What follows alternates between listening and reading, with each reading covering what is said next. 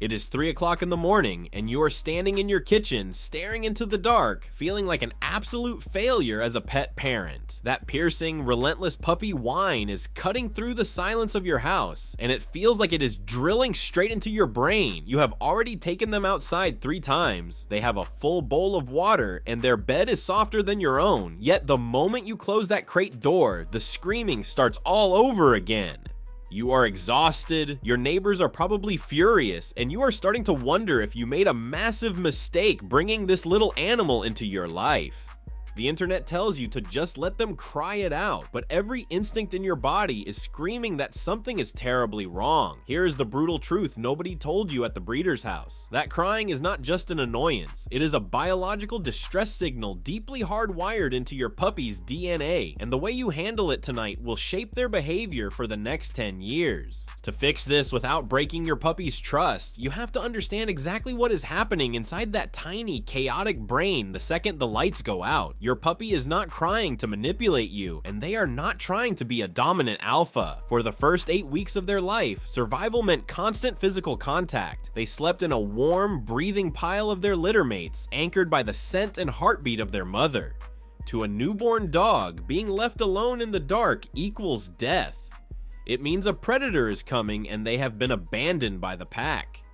When you shut that crate door and walk away, their brain instantly floods with cortisol and adrenaline, triggering a primitive panic response. You are asking them to override millions of years of evolutionary survival instincts on their very first week in your home. That realization alone changes how you view the noise. It shifts your mindset from frustration to strategy. The good news is that you can rewrite this hardwired programming much faster than you think, but you have to stop making the 3 critical mistakes that 90% of new dog owners fall into. The first mistake is playing the guessing game at 2 in the morning. When your puppy starts screaming, your brain desperately tries to find a reason. You assume they are hungry, so you feed them. You assume they are bored, so you pull out a squeaky toy. You assume they hate the crate, so you let them sleep in your bed. Every single time you respond to a panic cry with a reward like food, play, or freedom, you are accidentally running a highly effective training session. You are teaching your puppy that screaming is the magic button that makes good things happen. They learn that if they just yell long enough and loud enough, you will eventually cave. This creates an escalation cycle where the crying gets louder and longer every single night.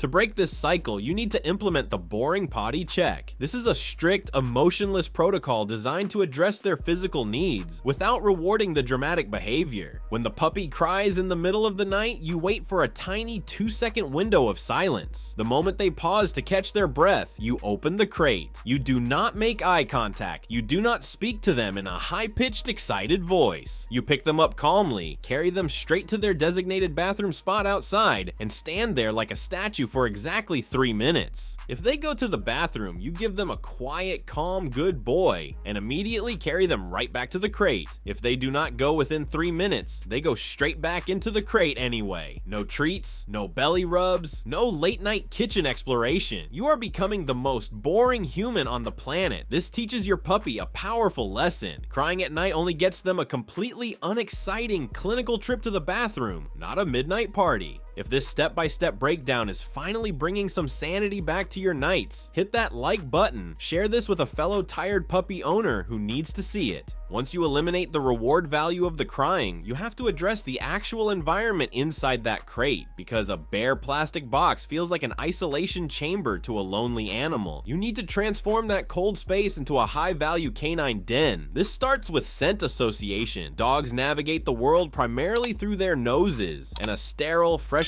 washed crate towel smells like absolutely nothing safe. Take an old t-shirt that you have worn for 24 hours, one that is thoroughly covered in your natural body oils and sweat, and place it directly inside the crate. Your scent acts as a powerful chemical anchor that down-regulates their nervous system, making them feel like you are right there next to them, even when you are in a different room. You can take this sensory biohacking a step further by introducing a heartbeat toy. These are specific stuffed animals equipped with a small, vibrating mechanism that mimics the steady rhythmic pulse of a mother dog. When a puppy curls up against that artificial heartbeat, it tricks their primal brain into believing they are still safe within the litter pile, drastically cutting down on the instinctual panic that triggers the midnight howling. But even the most comfortable crate in the world will fail if you are introducing it at the wrong time. This brings us to the hidden trap of daytime energy mismanagement. Most people expect their puppy to sleep a perfect 8 hours at night, but they let the puppy nap all day long on the living room rug. A puppy's sleep drive operates on a strict biological budget. If they spend the entire afternoon snoozing peacefully while you work, their energy reserves will be fully topped off right when your head hits the pillow. You need to strategically manage their waking hours using a framework known as the decompression hour. This is a specific routine executed 60 minutes before bedtime, designed to systematically drain both their physical and mental batteries. Physical exercise alone is not enough. Chasing a ball across the living room just pumps their body full of adrenaline, leaving them hyper alert and wired when it is time to sleep. You need mental exhaustion, which tires a dog out 3 times faster than physical running. Instead of a frantic game of fetch, spend 15 minutes practicing basic obedience commands like sit, down, and place. This forces their young brain to concentrate intensely, burning massive amounts of mental glucose. Follow this up with a sniffing activity like scattering a handful of kibble into a grass patch or a rolled up towel. Sniffing lowers a dog's heart rate and triggers the release of calming hormones in their brain.